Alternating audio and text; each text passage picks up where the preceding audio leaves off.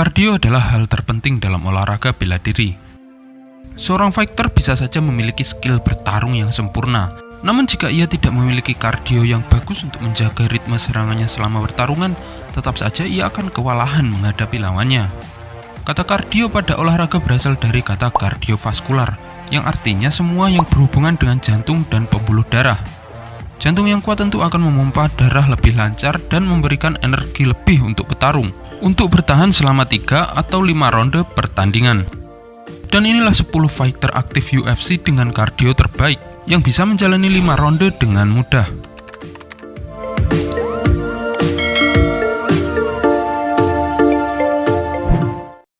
Nomor 10, Clay Guida. Fighter nyentrik dengan penampilan seperti rocker ini ternyata memiliki kardio yang sangat kuat. Bahkan di usianya yang sudah tidak muda lagi, yakni 38 tahun. Jika fighter lain berusaha bergerak seefektif mungkin, Clay Guida tidak seperti itu. Guida akan menggerakkan seluruh badannya terutama kepalanya sepanjang pertandingan. Fighter ini hanya akan maju, dan maju. Tak pernah kelelahan ataupun kehilangan semangat bertanding. Ya, mungkin ia belum pernah bertanding 5 ronde di UFC. Namun melihat bagaimana ia masih sangat segar di setiap akhir pertandingan, seharusnya ia dengan mudah melewatinya. Selain bertanding di UFC, Guida juga pernah bertanding di King of the Cage, Shooto, WEC, dan Strikeforce, di mana ia menjadi juara perdana kelas ringan di kompetisi tersebut. 9. Junior Dos Santos. Kelas berat UFC di masa sekarang ini didominasi oleh One Punch Man. Sebut saja Ngannou, Rozenstruik, atau Walt Harris. Sehingga sulit menilai siapa yang memiliki kardio kuat dan siapa yang tidak, karena pertandingan lebih sering berakhir dengan KO/TKO. Di kelas berat, Cain Velasquez dikenal sebagai fighter nomor 1 dalam urusan kardio. Namun karena Velasquez sudah pensiun dan kita hanya membahas fighter yang masih aktif saja, kita pilih JDS. Kenapa? Karena JDS adalah fighter saingan terberat untuk Velasquez. Tercatat mereka 3 kali dipertemukan dalam sebuah pertandingan yang berakhir 2 kali kemenangan untuk Velasquez dan 1 kali untuk JDS. JDS juga pernah mengalahkan juara kelas berat saat ini, Stipe Miocic, lewat keputusan mutlak. JDS sebenarnya juga adalah power puncher, namun ia selalu bermasalah ketika ia berhadapan dengan power puncher lainnya, menyebabkan rankingnya naik turun.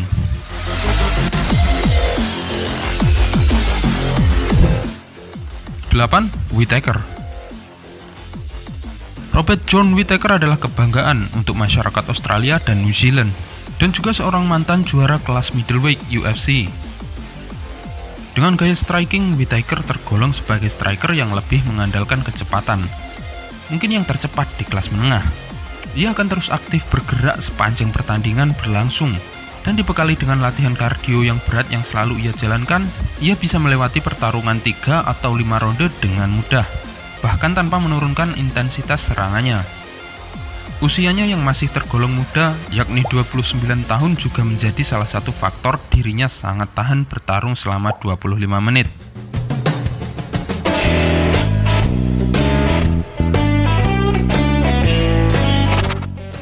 Nomor 7, Max Holloway.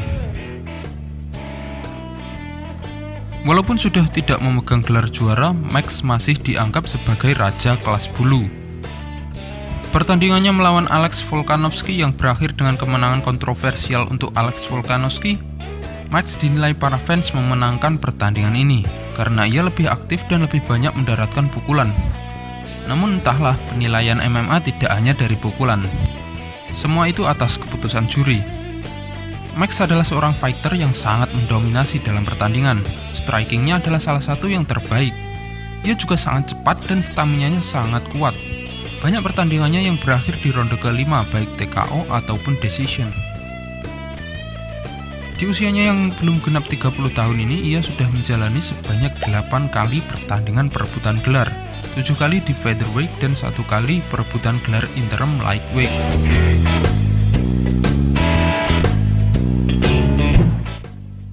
6. Stipe Miocic. Memiliki kardio kuat di kelas kecil memang membantu. namun memiliki kardio kuat di kelas berat adalah hal istimewa. Ya, tadi kita bahas Junior Dos Santos yang mampu mengalahkan Miocic, tapi itu adalah pertandingan pertamanya. Pada pertemuan keduanya saat Miocic sudah menjadi juara kelas berat, Miocic mampu mengalahkan JDS bahkan di ronde pertama dan mempertahankan gelar juara kelas beratnya. Miocic bukanlah fighter yang memiliki kekuatan pukulan layaknya Ngannou atau memiliki skill gulat seperti Werdum dan DC. Tapi kecepatan dan akurasi pukulannya boleh diadu. Miocic memiliki akurasi pukulan tertinggi di kelas berat. Dan dibekali dengan kardio yang kuat, ia bahkan bisa mengalahkan semua yang saya sebutkan tadi. Satu lagi keunggulannya adalah ia sangat fokus, bahkan di ronde kelima yang kebanyakan fighter mulai terengah-engah dan lalai. 5. Frankie Edgar. Faktanya, Frankie Edgar adalah pemegang rekor waktu bertarung terbanyak di dalam oktagon, yakni 7 jam 40 menit dan 53 detik. Gerakan kakinya adalah yang tercepat di kelas ringan. Dengan gerakan selincah itu mungkin kalian akan menyangka ia akan kehabisan tenaga di ronde pertama. Tapi tidak, gerakannya di ronde kelima bahkan tidak ada bedanya dengan ronde pertama. Dasar bela diri gulatnya juga melatih kardionya untuk mencapai kemampuan tertinggi. Dan walaupun fighter ini memiliki postur yang kecil, ia adalah yang paling tahan pukulan di kelas ringan. Dengan kecepatannya, ketangguhannya, dan kardio kuat yang dilengkapi dengan style gulat, cukup menjadikan Frankie Edgar sebagai juara kelas ringan selama 2 tahun.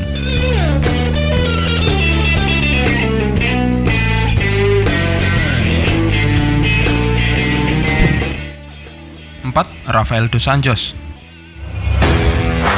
Rafael Dos Anjos adalah seorang legenda kelas ringan asal Brazil yang telah melalui 29 pertandingan di dalam oktagon dengan sederetan bintang UFC sebagai lawannya. Kekuatan menghancurkannya dan stamina yang tiada habis menjadi senjata utamanya. RDA juga memegang rekor nomor 2 waktu bertarung terlama di dalam oktagon, yakni selama 6 jam 43 menit dan 11 detik, satu tingkat di bawah Frankie. RDA memiliki rekor bertanding 29 kemenangan berbanding 13 kekalahan, dan kebanyakan dari kemenangannya adalah kemenangan poin. Mungkin terdengar sedikit membosankan, seorang fighter yang tak mampu menghabisi lawannya. Tapi tidak ada satupun pertandingan RDA yang membosankan. Hujan pukulan akan terjadi ketika fighter ini memasuki oktagon. Dan ketika ia memukul, itu artinya ia memukul dengan sekuat tenaga.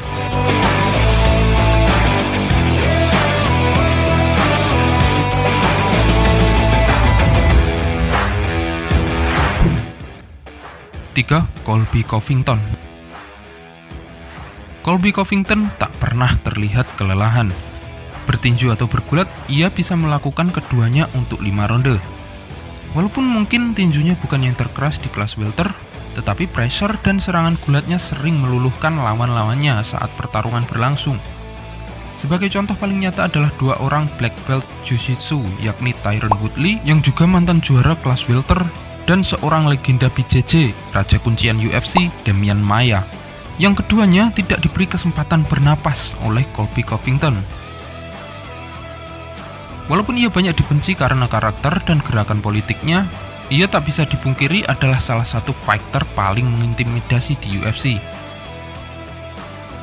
Untuk saat ini, satu-satunya pria yang menyamai kekuatan kardionya adalah Kamaru Usman, yang akan kita bahas di daftar selanjutnya.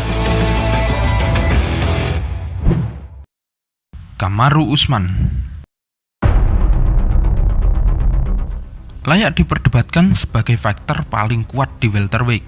Ya, tentu saja karena ia adalah juaranya. Dan ia punya bahan itu, bahan pembentuk seorang juara, disiplin berlatih, stamina yang kuat, dan skill bertarung dengan gaya gulat. Walaupun sekitar 2 tahun lalu, ia kurang populer sebelum perseteruannya dengan Colby Covington, faktanya ia adalah mimpi buruk setiap fighter di kelas welter. Sampai sekarang ia sudah mengalahkan 6 dari 10 fighter teratas welterweight, dan sisanya diragukan bisa mengalahkannya. Usman baru memiliki 11 pertandingan di UFC, pertama kali bertanding saat ia memenangkan The Ultimate Fighter Season 21 saat mengalahkan Heider Hassan.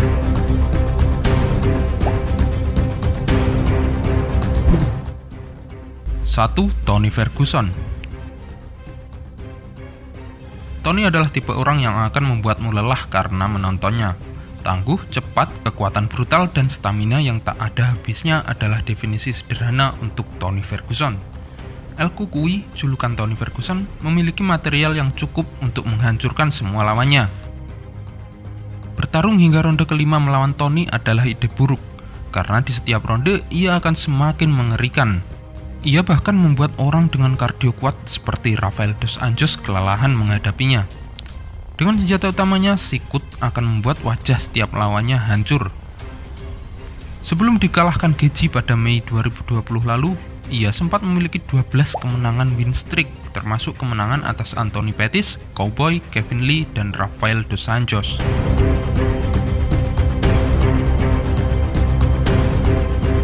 Sebenarnya ada banyak fighter lain dengan kardio kuat yang terpaksa tidak saya masukkan ke dalam list, seperti Jon Jones. Ia mungkin memiliki stamina yang luar biasa, namun dengan kasus penggunaan steroid, ia tidak saya masukkan ke dalam list. Atau Khabib. Staminanya jelas salah satu yang terkuat, tapi ia sudah menyatakan pensiun pada pertandingan terakhirnya, sedangkan kita hanya membahas yang masih aktif. Walaupun kabar dari Dana White, ia masih akan bertarung lagi.